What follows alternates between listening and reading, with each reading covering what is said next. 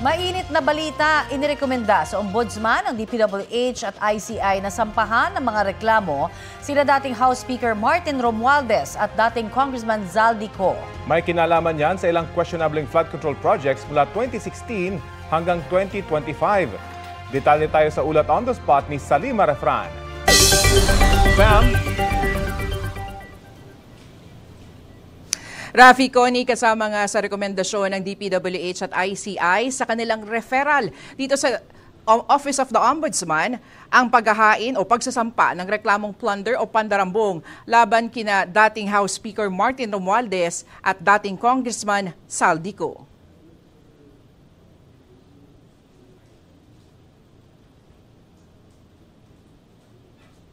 Nasa rekomendasyon din ang mga reklamong graft at direct bribery. Kaugnay ito na mahigit 100 bilyong pisong halaga ng mga infrastructure contracts na napunta sa SunWest Incorporated at High Tone Construction, mga kumpanyang konektado kay Ko at sa kanyang pamilya. Kahong-kahong mga kontrata, dokumento, sworn affidavits at maging mga pinanumpaang salaysay. Sa Senate Blue Ribbon Committee ang isinumite ng DPWH at ICI sa Ombudsman. Kasama rito mga kontrata ng SunWest at High Tone sa DPWH mula 2016 hanggang 2025. Kabilang rin sa sinumite ang pinanumpaang testimony o testimonya na nagpakilalang dating security aide ni Ko na si Orly Gutesa. Hindi raw isinama ang mga social media videos ni Ko na nilabas itong nakaraang linggo dahil hindi naman ito napanumpaan. Ayon kay DPWH Secretary Vince Dizon, tanging mga fact o mga bagay na napatotohanan lamang daw ang kanilang ipinasa. Ang mali na raw dito ay naging House Speaker si Martin Romualdez mula 2022 hanggang 2025 at ang napili na Committee of Appropriations Chairman ay si Zaldico. Sa panahon raw na ito nangyari ang mga kontratang isinumite nila. Sabi naman ni ICI Commissioner Rogelio Singson, sa naging pagharap noon ni Congressman Romualdez sa ICI, sinabi raw nito ang assumption of regularity o pinagpalagay daw niyang dumaan sa tamang proseso ang lahat. Narito ang pahayag ni DPWH Secretary Vince Dizon at ICI Commissioner Rogelio Singson.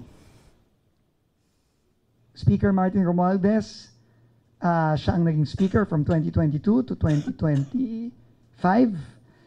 Si former Congressman Zaldico ang napili na Committee on Appropriations Chairman. At ang sinasabi nung referral na to ay dun sa relationship na yon, no, nangyari itong mga iba't ibang kontratang ito. No. Yun ang nangyari. Facts lang lahat ito. Ngayon, yung para ma-determine kung ito ba ay sapat para mag-file ng charges of plunder, violation of Anti-Graft Corrupt Practices Act, bribery, yan ay pinapasa na natin sa Ombudsman kasi yun ang proseso. Kasi denial assume regularity, ang parati kong naririnig from all of the witnesses, they assume regularity, hugas kamay, sa madalit sabi. No? Hindi pwede yun. May sinumpaan kang oath, tapos hugas kamay.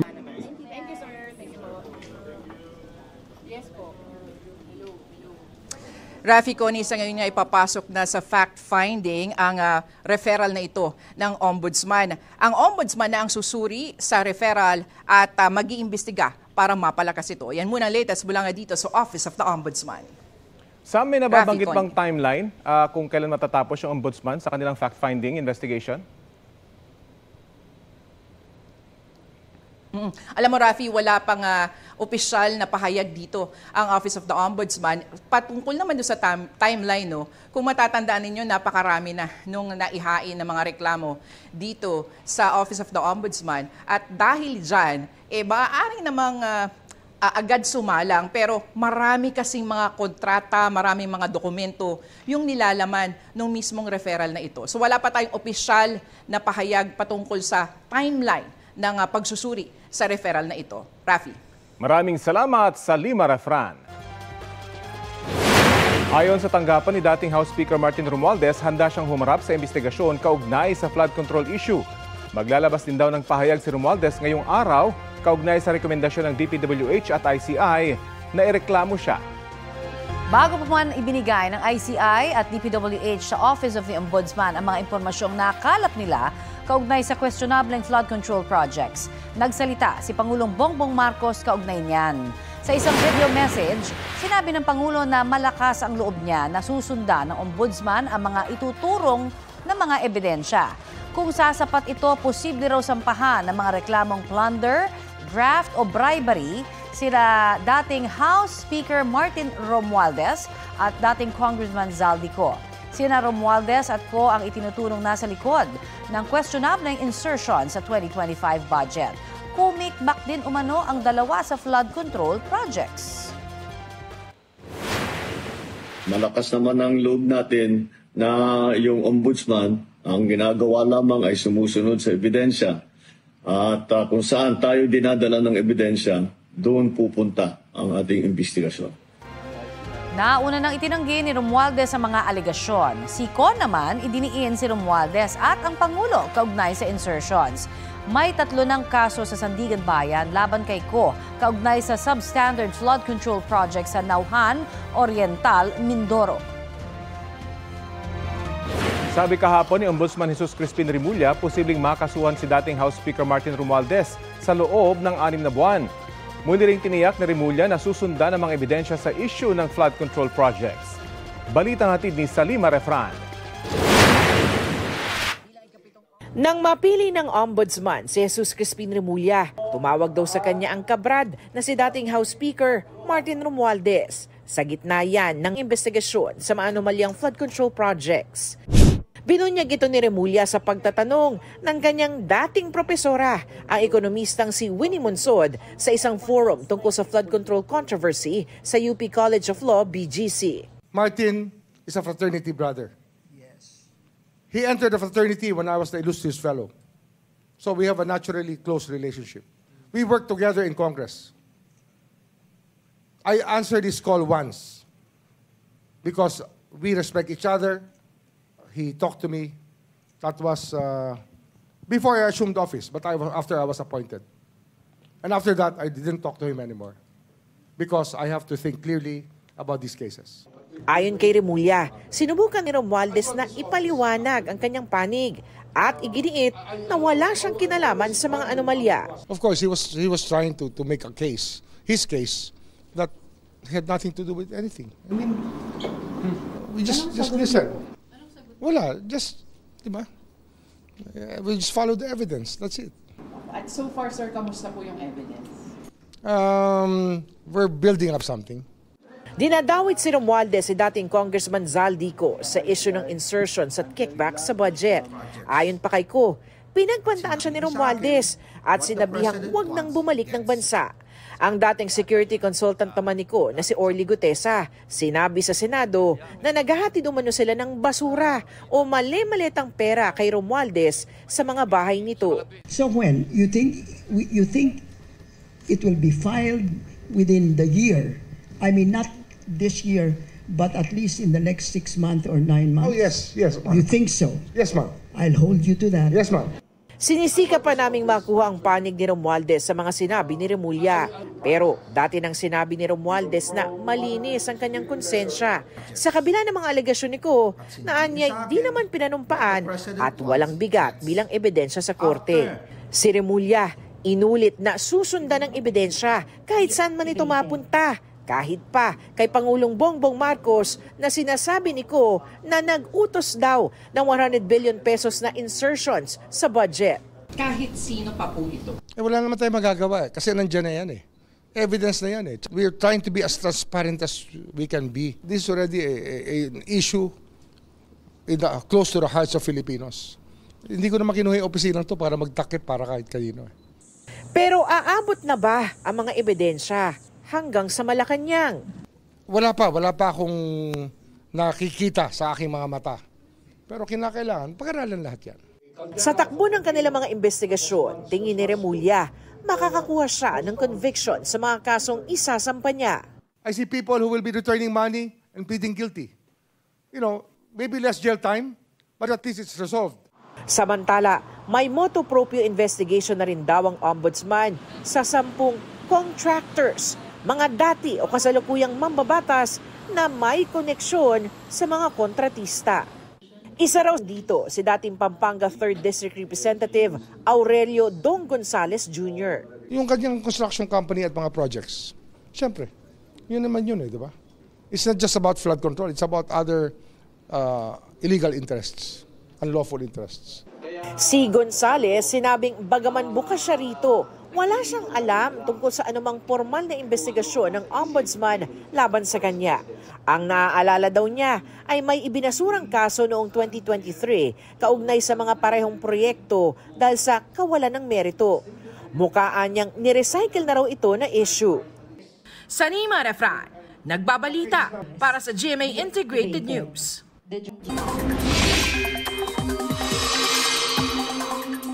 Malakas na hangin at ulan ang naranasan sa ilang bahagi ng Negros Oriental. May pagguho naman ng lupa at bato sa Hilagang Luzon dahil sa masamang panahon. Balitang hatid ni Bea Pinlac.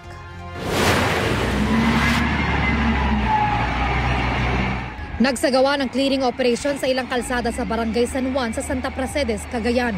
Kasunod ito ng pagguho ng lupa sa gilid ng bundok, dulot ng pag-ulan doon. Nalinis na rin ang mga humambalang naggumuhong lupa sa ilang kalsada sa Barangay San Miguel. Sa Tuguegarao City, ilang kalsada tulay ang hindi madaanan dahil sa pagbahang dulot ng malakas na ulan. Binabantayan ang antas ng Cagayan River sa bandang Bunton Bridge dahil malapit na sa critical level. Nagbabala ang mga otoridad sa mga residente malapit doon na lumikas na kung kinakailangan.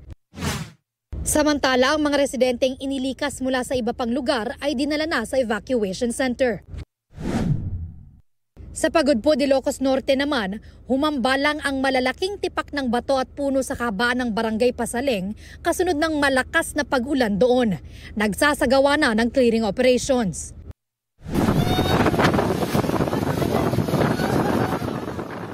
Naranasan din ang masamang panahon sa Pantawan People's Park sa Dumaguete, Negros Oriental. Nagtago ang ilang medik sa ilalim ng tolda dahil sa lakas ng hangin na sinabayan ng ulan. Sa isa pang video, nagliparan na ang mga kanopi at nawasak. Pansamantala ring nawala ang supply ng kuryente. Ayon sa Pag-asa, ang masamang panahon sa Dumaguete ay dulot ng localized thunderstorm.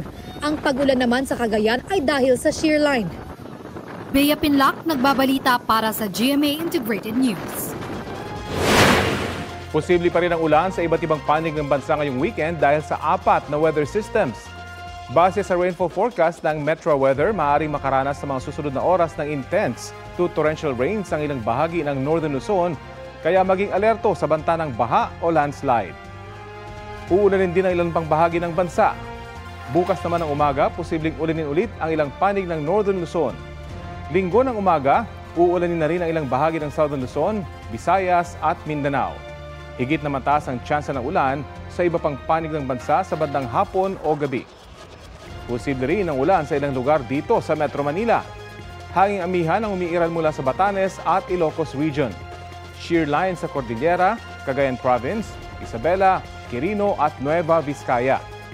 Easterlies naman sa Quezon Province, Aurora, dito sa Metro Manila, Visayas at ilan pang bahagi ng Luzon. Intertropical Convergence Zone pa rin ang magpapaulan sa Palawan at sa Mindanao.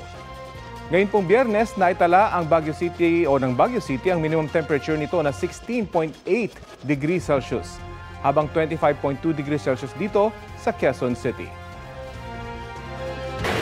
Nagbuga ng abo ang Bulkang Canlaon kanina. Ayon sa tibok, umabot sa mahigit 70 metro ang taas ng ash emission na naitala pasado alas 7 ng umaga. Sa nakalipas na 24 oras, may isang naiulat na volcanic earthquake sa Canlaon.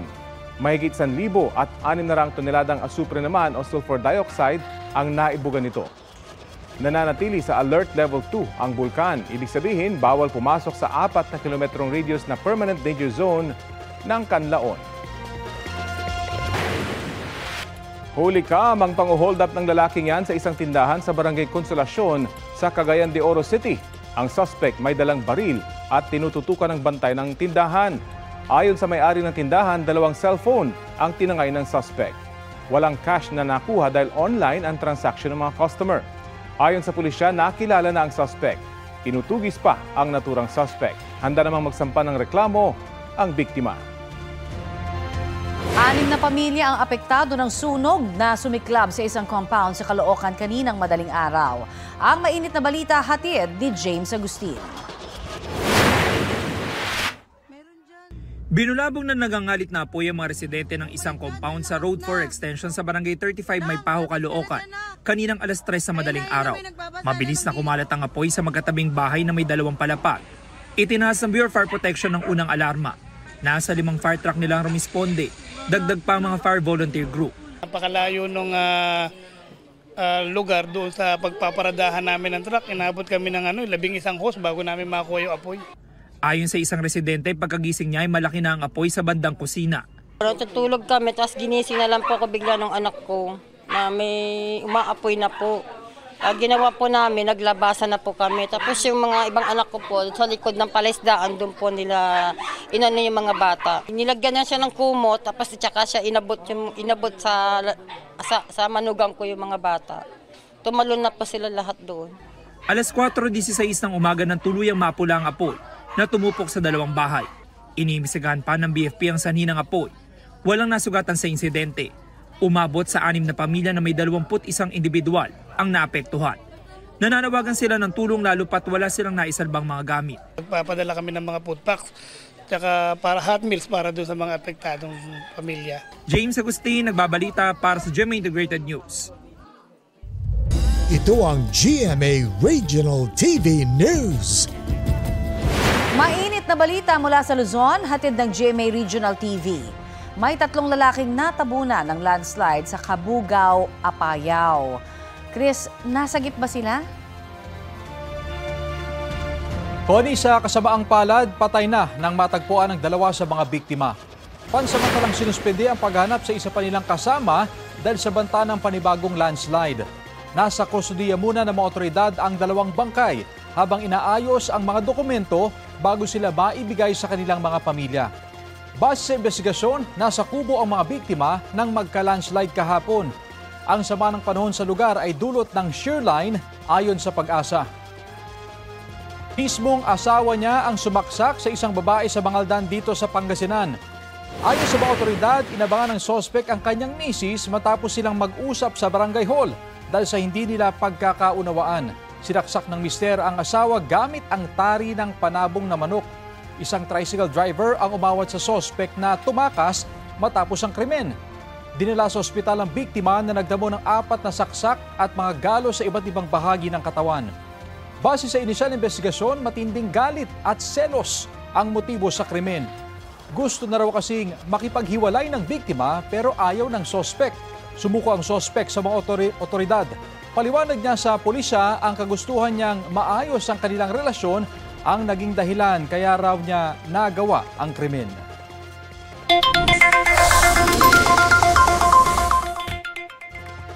Beep, beep, beep, mga motorista, may nakaambang dagdag bawas sa presyo ng ilang produktong petrolyo sa susunod na linggo.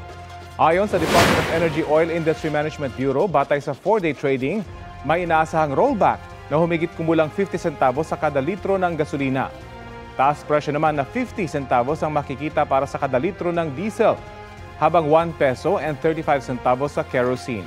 Kung matutuloy, bagong rollback yan para sa gasolina matapos ang 7 magkakasunod na linggo ng taas presyo. Ika-5 linggong taas presyo naman yan sa diesel.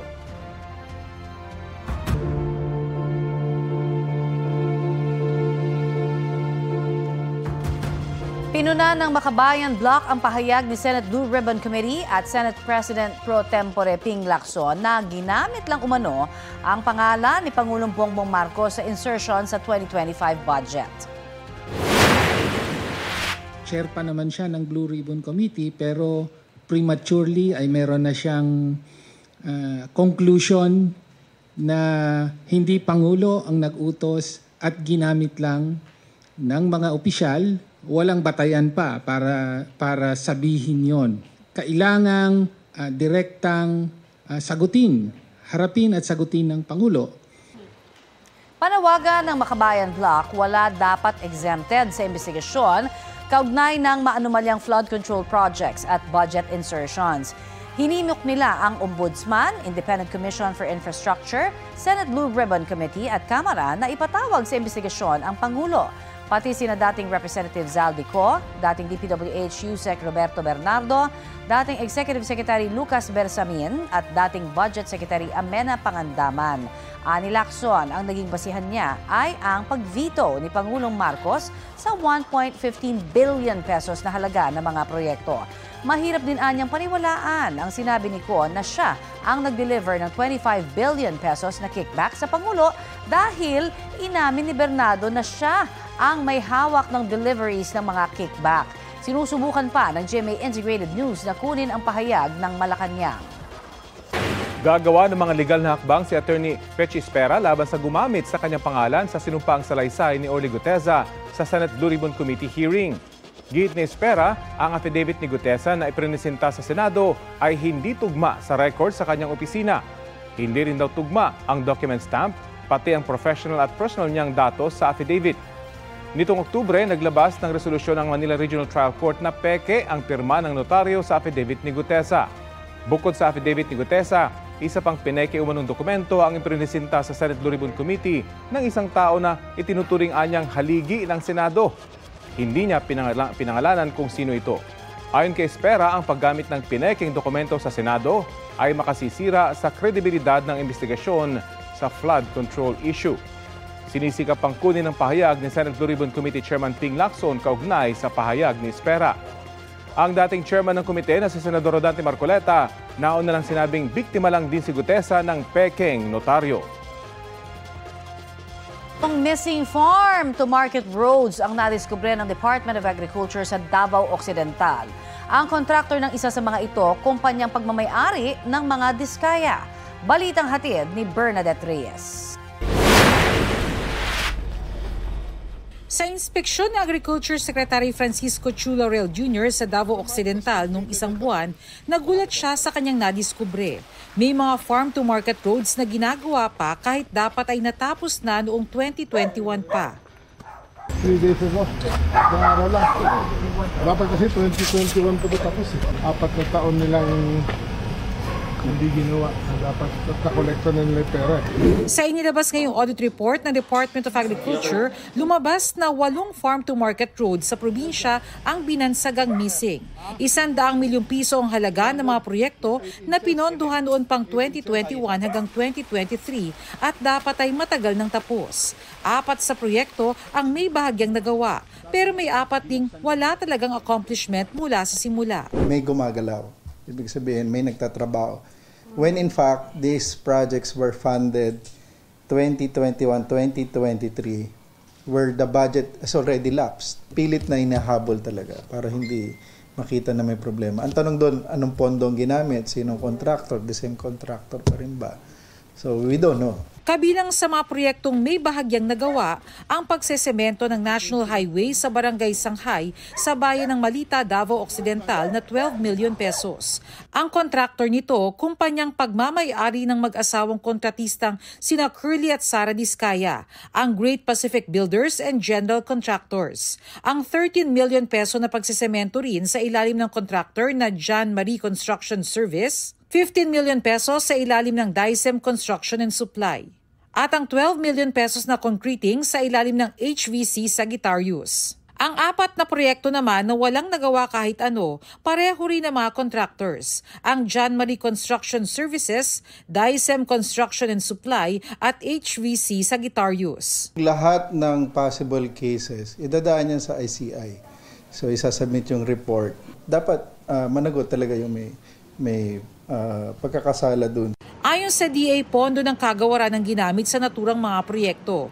Pero Department of Public Works and Highways ang implementing agency. Nasa kanila na yung pondo eh.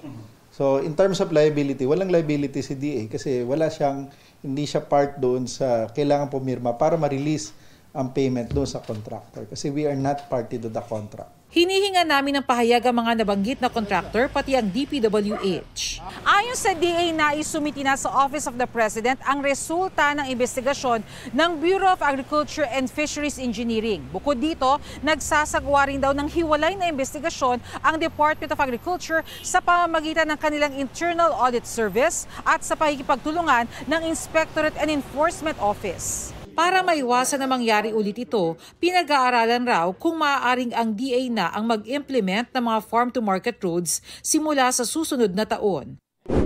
Bernadette Reyes, nagbabalita para sa GMA Integrated News. Happy Friday mga mare at pare! May Sabado time slot na ang GMA Afternoon Prime Series na Cruz vs. Cruz. Simula yan bukas 2:30 p.m. pagkatapos ng It's Showtime. Mamapanood pa rin tuwing 3:20 p.m. weekdays ang series pagkatapos ng Hating Kapatid. Samantala, tuloy pa rin si Hazel na ginagampanan ni Gladys Reyes sa paghahanap ng hustisya sa pagkamatay ng kanyang anak. Saan kaya ito hahantong at paano makakaapekto sa pamilya Cruz? Pinusuan din ng mga kapuso ang pagkasa ni Gladys Reyes, Neil Ryan Sese at Vina Morales sa isang dance challenge. Rodrigo Roa Duterte.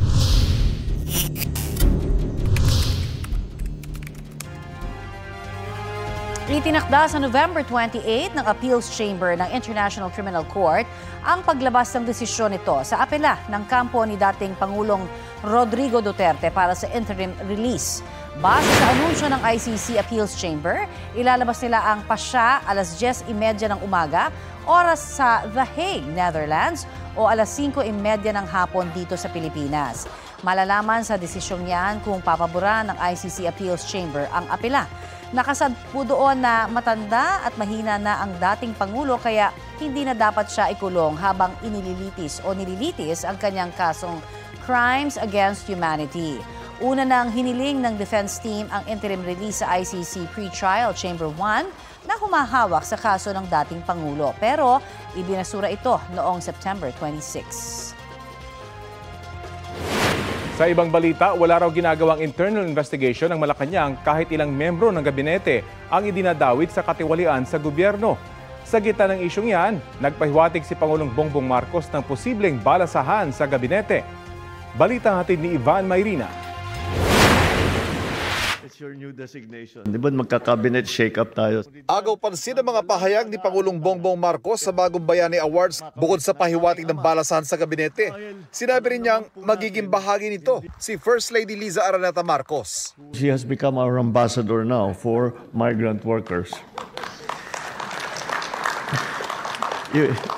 It's your new designation. Di ba magka-cabinet shake-up tayo sa kasama ka na dun sa...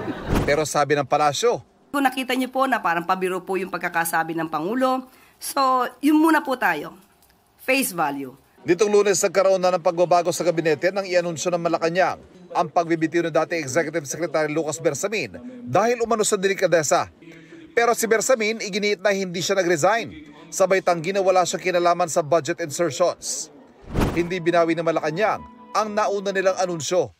The palace announcement was issued in line with this understanding and with due regard for stability and continuity in governance.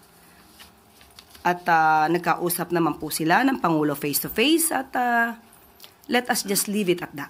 Do we still stand by our statement that he resigned out of delicadeza? Muli po, ang pina-announce po sa atin ay galing sa palasyo at kung ano po naramdaman ni E.S. Bersamin, yun din po, na ginagalang po natin ang kanyang nararamdaman. Inanunsyo rin nung Lunes ang pagbibitiw ni Amenang Pangandaman bilang Budget Secretary. Kinumpirma yan ni Pangandaman. Anya, nagsumite siya ng irrevocable resignation sa ngalan ng integridad sa serbisyo publiko. Itinanggi rin niya ang aligasyon kaugnay ng budget insertions. Kahit may dinadawit ng miyembro ng gabinete sa katiwalian, wala raw internal investigation ng Malacanang. Ivan Mayrina nagbabalita para sa GMA Integrated News. Sugatan ng isang lalaki dito sa Cebu City matapos saksakin ng steel bar. Ayon sa biktima, natutulog siya sa tinutuluyan niyang bahay sa Barangay Guadalupe. Nagising na lang daw siya nang maramdamang mahapdi at dumurugo ang kanyang ulo. Doon na raw niya nakita ang kasama sa bahay na akmang sasaksakin siya. Nahawakan raw niya ang dulo ng bakal kaya't hindi siya tinamaan. Sabi niya posibleng nagalit sa kanya ang sospek nang hindi niya pahiramin ng kanyang bagong cellphone. Desidido siyang magsampa ng reklamo laban sa sospek. Hindi nagpaunlak ng panayam ang naarestong sospek. pero humihingi siya ng tawad sa biktima. Sinilip ng GMA Integrated News ang Statement of Assets, Liabilities, and Net Worth o SALN ni Ombudsman Jesus Crispin Remulla, maging ang mga sinundan niyang sina Samuel Martires at Conchita Carpio Morales. Balitang hatid ni Salima Refran. Sa kanyang entry, SALN ang pumasok bilang ombudsman nitong Oktubre na nakuha ng GMA Integrated News Research. Nasa mahigit 441.7 million ang kabuuang net worth ni Ombudsman Jesus Crispin Remulla. Malaking bahagi ng kanyang assets mula sa 300 million na minana niya sa amang si dating Cavite Governor Juanito Remulla. 83 million ang halaga ng kanyang real properties na karamihan mga bahay at lupa sa Cavite, Las Piñas, Makati at Baguio. 52 million naman ang halaga ng kanyang mga sasakyan. Nilista rin ni Remulla na may stock siya. May pagkakautang siyang 300,000. Sinilip din ng GMA Integrated News Research ang mga SALN ni Remulla noong panahong una siyang naging congressman. Taong 2005, isang taon matapos mahalal, ang dineklara niyang net worth nasa 20.6 million pesos. Pagtaas siya na mahigit 2,041% sa loob ng 20 taon kung ikukumpara sa kanyang net worth ngayon. Tiningnan din ng GMA Integrated News Research ang mga SALN ng mga ombudsman na nauna kay Remulla, sina Samuel Martires at Conchita Carpio Morales, na parehong naging Supreme Court Associate Justice bago naging ombudsman. Pero tanging mga SALN lamang noong nakaupo na sila bilang ombudsman ang aming nakuha. Ang pinalitan ni Remulla na si Martires ang naglagay ng restrictions noon sa pagsasapubliko ng mga SALN. Ang kanyang net worth nang magtapos ang termino noong Hulyo, nasa 78 million. 48 million na dineklarang cash on hand, bank deposits, bonds at mutual funds ni Martires. Meron din siyang corporate shares na 23 million na kanyang dineklarang inheritance. Nagkakahalaga naman ng 1.5 million ang kanyang mga bahay at lupa sa Quezon City, Rizal, Baguio City at sa Samar. Walang pagkakautang si Martires na magretiro. Ang kanyang huling net worth mas mataas sa mahigit 36 million kumpara noong umupo siya sa pwesto noong 2018 o mahigit 87% increase sa loob ng 7 taon. Si Carpio Morales nagtapos ang termino noong 2018 na may net worth na 80 million. Malaking bahagi nito, 54 million ay cash on hand, investments, pension at retirement benefits. Nasa mahigit 19 million ang real properties ni Carpio Morales, karamihan mga condo units sa Taguig, Makati, Maynila at Baguio City. Walang nilistang utang si Carpio Morales nang magretiro. Kung ikukumpara sa kanyang SALN ng umupo bilang ombudsman, lumago ang kanyang net worth na mahigit 96% sa loob ng 7 taon. Salima Refran, nagbabalita para sa GMA Integrated News.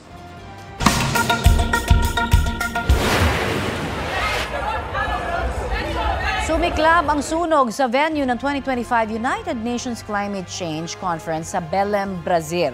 Kinailangan i-evacuate ang lugar kaya natigil ang pagtalakay ng mga kalahok. Sa kuha ng CCTV, kita ang paglaki ng apoy sa exhibition pavilion hanggang sa mabalot na ng makapal na usok ang lugar. Nakontrol din agad ang sunog sa loob ng 6 na minuto. Ayon sa organizers, 13 tao ang sinugod sa ospital matapos makalanghap ng usok. Ayon sa local fire service, posibleng short circuit mula sa isang electrical equipment ang sanhi ng apoy. Ngayong araw, itutuloy ang summit na may layong pag-usapan at aksyonan ang issue sa climate change tulad ng pag-phase out sa fossil fuels. Samantala, isa pong patay na pating ang nakitang palutang-lutang malapit sa Little Santa Cruz Island Sandbar sa Zamboanga City. Sa kuha po na uploader, kapansin-pansin na may nakasaklob na diaper sa ulo ng pating na isang juvenile reef shark. Ayon sa ilang eksperto, posibleng hindi nakahinga o hindi nakakain ang pating dahil sa nakasaklob na diaper kaya ito namatay. Panawagan ng uploader na isa ring diver, dapat tama ang pagtatapo ng mga basura para hindi po ito umabot sa ating karagatan.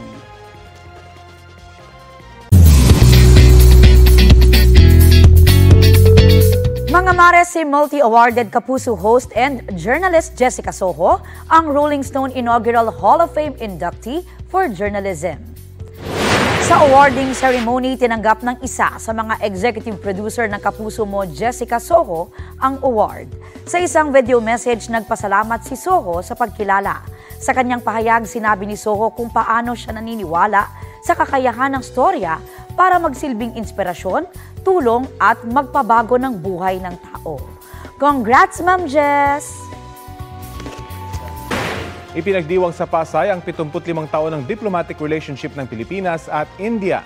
Kasabay niyan ang 75th anniversary ng Federation of Indian Chambers of Commerce and Industry Philippines. Kinilala rin ng FICCI ang ilang opisyal ng gobyerno para sa kanilang serbisyo.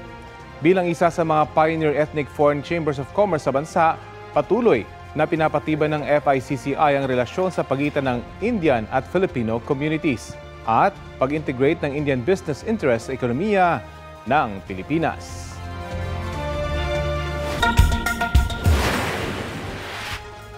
Kita sa time-lapse video na ito sa lumahang sa East Java, Indonesia ang makapal na abo na namataan matapos ang pagsabog ng Mount Semeru. Aabot sa 2 kilometro ang taas ng ash clouds mula sa tuktok ng bulkan. Pinalalayo ang mga residente ng mahigit 2 kilometro mula sa bulkan para iwas disgrasya. Ang Semeru ay isa sa mahigit 100 aktibong bulkan sa Indonesia. Ito ang GMA Regional TV News. Pumanaw na ang isa sa mga sugatan sa pagsabog sa iligal na paggawaan ng mga paputok sa Barangay Tabang dito sa Dagupan City. Siya ang lalaking kritikal ang naging lagay sa ospital matapos ang insidente. Halos 3 araw nagtagal sa ospital ang biktima na nagtamo ng full-thickness burn dahil sa pagsabog. Tumangging magbigay ng pahayag ang mga kaanak ng biktima. Sa datos ng Barangay Council, 48 bahay ang nadamay sa pagsabog. Tiniyak naman ng operator ng iligal na paggawaan na tutulungan ang lahat ng mga naapektuhan sa pagsabog. Mahigit 2 milyong pisong halaga ng iligal na droga ang nasabat sa buy-bust operation sa Barangay Mother Poblacion, Cotabato City. Nasamsam ng mga otoridad sa 2 naarestong high-value target ang 7 pakete ng hinihinalang shabu na may bigat na mahigit 300 gramo. Nakakulong sa Police Station 1 ang mga sospek na nahaharap sa reklamong paglabag sa Comprehensive Dangerous Drugs Act. Wala silang pahayag. Ipinaliwanag ng Malacanang kung bakit may appraiser na sumuri sa Statement of Assets, Liabilities and Net Worth o SALN ni Pangulong Bongbong Marcos noong 2024. Batay po sa nakuhang mga dokumento ng GMA Integrated News, nasa mahigit 389 million pesos ang kanyang net worth batay sa huli niyang deklarasyon nitong 2024.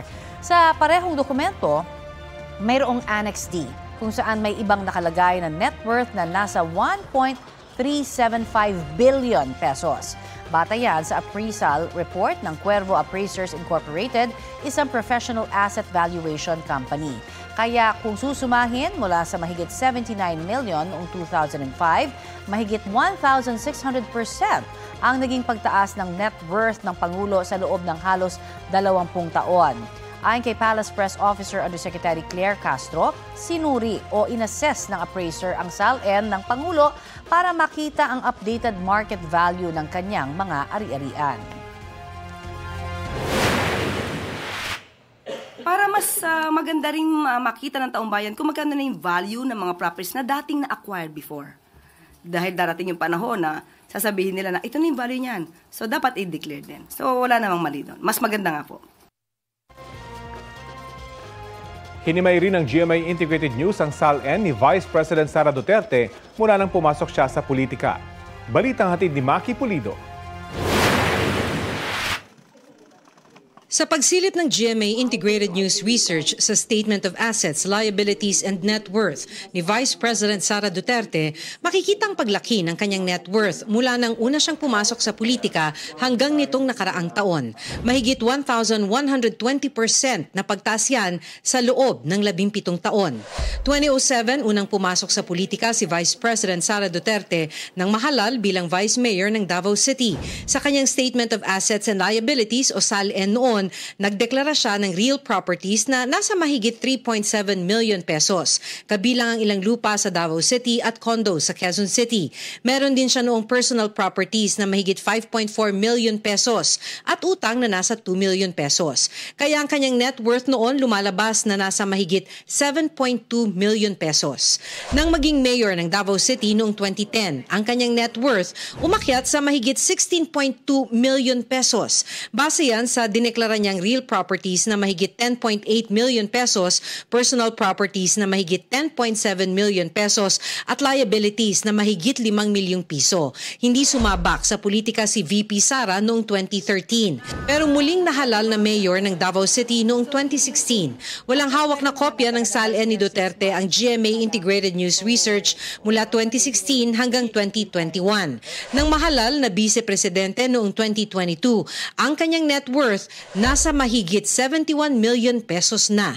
Kabilang dito ang mahigit 50 million pesos na lupain, house and lot at condo unit sa pangalan niya at ng asawang si Attorney Manasseh Carpio at kanilang mga anak. Meron din siyang personal properties na mahigit 23.8 million at mahigit 3.7 million pesos na liabilities. Sa huli niyang SALN nitong 2024, nasa mahigit 88.5 million na ang kanyang net worth. Maki Pulido nagbabalita para sa GMA Integrated News. Plano ng Department of Energy na padaliin ang pagpaparehistro sa Lifeline Rate Program para sa electricity bill ng mga nasa marginalized sector. Sa bagong proseso, hindi na kailangan ng personal na magsumite ng dokumento ang mga miyembro ng Pantawid Pamilyang Pilipino Program o 4Ps para makakuha ng Lifeline Rate. Pagbabatayan na raw kasi ng DOE ang mga kwalipikadong consumer sa listahan ng mga benepisyaryo ng Department of Social Welfare and Development. Kung hindi naman benepisyaryo ng 4Ps, magsasagawa ng field validation ang social workers para matukoy kung kwalipikado sa Lifeline Rate Program. Sa ilalim po ng programang yan, discounted ang electricity bill ng mga kwalipikadong consumer.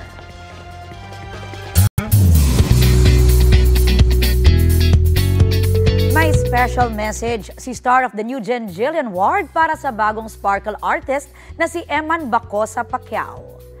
Sa pagsalang ni Jillian sa GMA Integrated News interviews, ikinuwento niya na mutual sila ng young boxer sa Instagram. Chika niya, nakita niyang nagla-like si Emma ng kanyang posts at finollow back din niya ito. Napapanood din daw niya ang TikTok videos ni Emma na sabi niya ay very godly at very nice. Bago nito, inamin ng newest sparkle artist na crush niya si Jillian. Crush mo si Jillian? Yes. Na-meet mo na ba siya? Actually, hindi pa po. Hindi pa. So gusto mo ma-meet? Hoping na ma-meet ko po siya. Welcome to Sparkle. Welcome to GMA. And I pray na hindi ka magbago. I pray po na he stays true to himself, very godly, and may God bless him always. And sabi niya, sana magkita kami soon. So, I hope to see you soon din. Speaking of Jillian, bibida siya sa storyang sanib na isa sa 3 kwento ng KMJS Gabi ng Lagim the Movie ng GMA Pictures and GMA Public Affairs. Mapapanood na yan sa mga sinihan sa susunod na linggo, November 26. Pasintabi po sa mga nanananghalian, hinaluan ng kakaibang ingredients ang ilang dish sa isang cafe sa Germany. Merong pastry, pero sa halip na sweet delights, ang toppings ay mealworms. Ang classic vegetable salad naman may sahog na ginisang tipaklong. May ibang dish pang hinaluan naman ng kuliglig. Ayon sa chef ng cafe, ang exotic vibes ng kanyang mga luto ay resulta ng pag-experiment niya noong pandemic at pagkahilig sa mga insekto. Inspired din daw ito sa backpacking adventures ng kanyang mga anak sa Asia na nakatikim ng mga pagkaing hindi pangkaraniwan sa Germany.